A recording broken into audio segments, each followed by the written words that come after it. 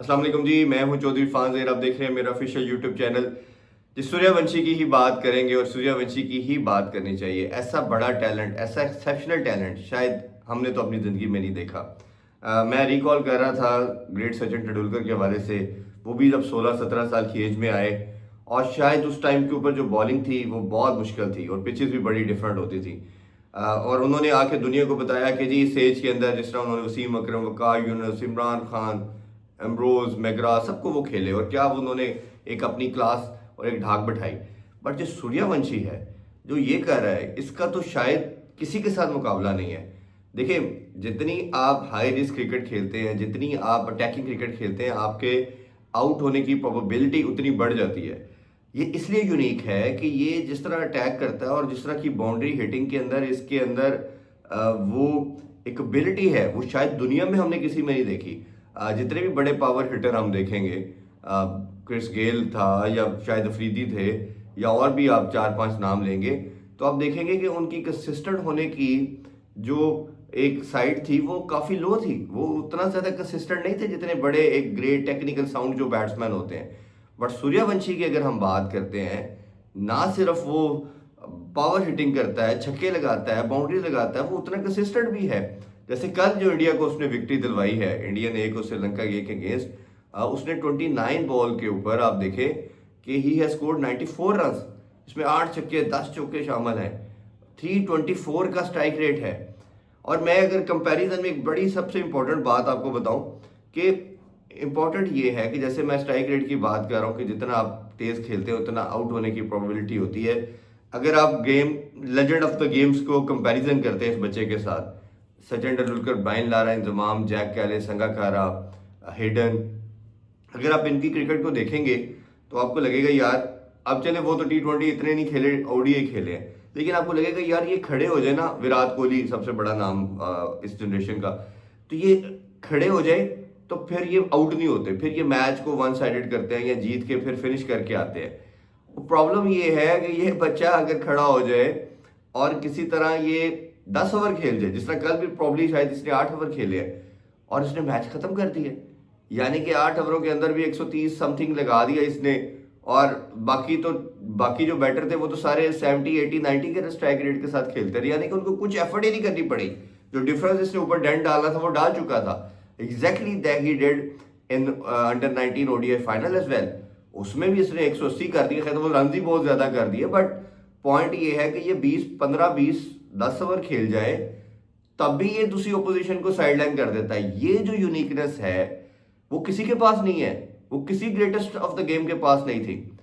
तो मेरा ख्याल है कि जब हम टैलेंट की बात कर रहे हैं, उसकी रिस्क रिस्क वाली क्रिकेट की बात करते हैं, एग्रेशन की बात करते हैं, ये एलिमेंट भी तो सबको देखना है कि वो क्या कर रहा है सारी टीमों के साथ। कि अगर वो 8-10 ओवर खेलता है तो दूसरी ओपोजिशन का टाइम जो चांस है खत्म हो जाता है। जैसे पाकिस्तान एशिया कप का फाइनल जीता तो उसमें जल्दी हुआ था आउट, ये अगर वो कहीं 8-10 ओवर खेल जाता तो वो भी शायद उसने ले जाना था।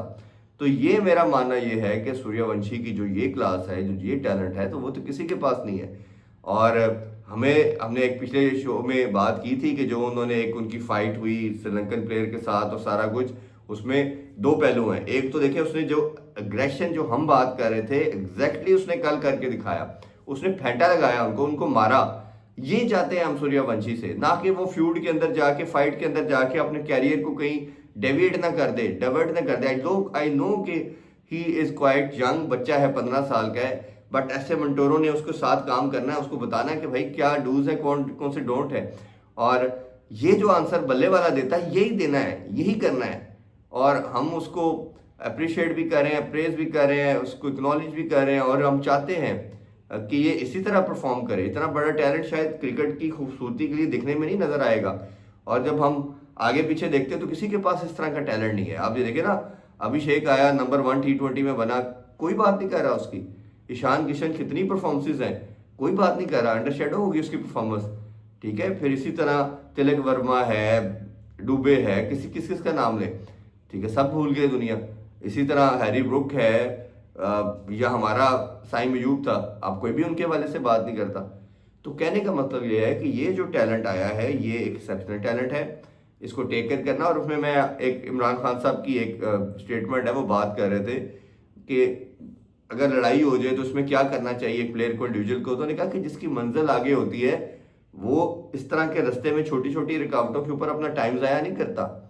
ठीक है, उसने तो अगला गोल सोचा होता है, उसने बड़ा एम किया होता है। तो सूर्यवंशी को भी यही मैसेज है, और आई एम श्योर जो मेंटोर या कोचेज उनके साथ हैं या उनके पेरेंट्स हैं उनको बता रहे होंगे, ये ग्राउंड के अंदर उलझना लड़ना ये कहीं बेनिफिशियल नहीं है।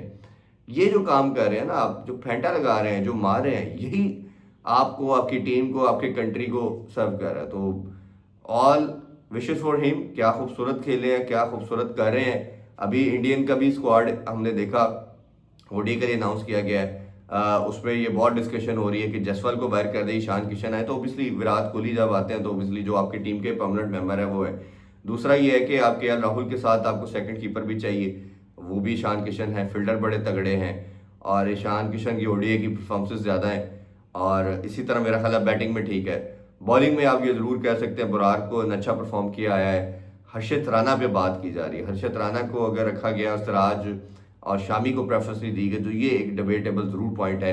मेरा मानना यह है कि बुमराह के बाद दी सेकंड बेस्ट आपके पास शामी है, तो शामी को should have been given a chance, या उनको कुछ ऐसी ज़रूर स्क्वाड में होना चाहिए था। बट जो थिंक टैंक बता रहा है, जो हमें अप्रोच से नज़र आ रही है कोच की, गौतम गंभीर की, वो यही है कि he rely on more some sort of allrounder. क्योंकि अब हार्दिक पांड्या शायद नहीं है, तो वो चाहते हैं कि रेडी को भी तैयार करे, रेडी भी टीम के अंदर है, और हर्षित राणा जो 8वें-9वें नंबर पे आके को 20-25 तेज कर सके, शायद इस सोच के साथ है। बट आई बिलीव, मैं अगर आप ओडीआई या टेस्ट में पूछेंगे तो मैं चाहता हूँ कि एक ऑलराउंडर से ज़्यादा अफोर्ड नहीं कर सकते, आपको स्पेशलिस्ट के साथ जाना चाहिए।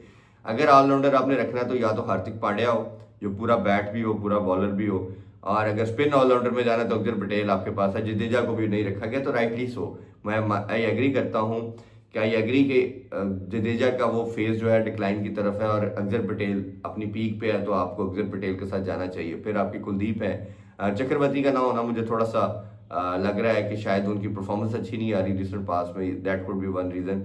वाशिंगटन सुंदर को चांस दिया गया है, लेकिन मुझे वाशिंगटन सुंदर ओडीआई या टी20 में इतने सूटेबल नज़र नहीं आते। फिर आपकी टीम में ऑलरेडी वो खेल रहे हैं अक्षर पटेल, तो 2 बॉलर के साथ जाना, और इंग्लैंड की पिचेस के पे इतना रोल नहीं होगा। उसकी जगह अगर आप फास्ट बॉलर को लेके जाते तो ज़्यादा एक सूटेबल अच्छी ऑप्शन हो सकती थी। और हैविंग सेड दैट कि जो कुछ शामी ने कर दिया खासतौर पे 2023 वर्ल्ड कप के अंदर, अगर उनका पेस, हमने आईपीएल में देखा पेस अच्छा था, खैर वो बैटिंग कंडीशन थी। साउथ अफ्रीका की पिचेस या इंग्लैंड की पिचेस के ऊपर शामी एक बहुत लीथल हो सकता है। Even Siraj could be very very very effective, क्योंकि वो भी अर्ली ऑन करता है, लंबे स्पेल करता है, बट लंबे स्पेल इतने तो नहीं चाहिए इसमें।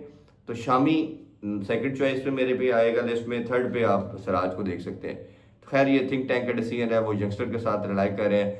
और सबसे ज़्यादा आई होगी क्या रोहित शर्मा वर्ल्ड कप खेलेगा कि नहीं। मेरा ख्याल है 100% खेलना चाहिए, वो परफॉर्म भी कर रहे हैं, वो फिट भी हैं, और मुझे लगता है कि वो इस इंग्लैंड की सीरीज़ में आंसर दे के सबके मुंह बंद कर देंगे और वो ज़रूर खेलेंगे।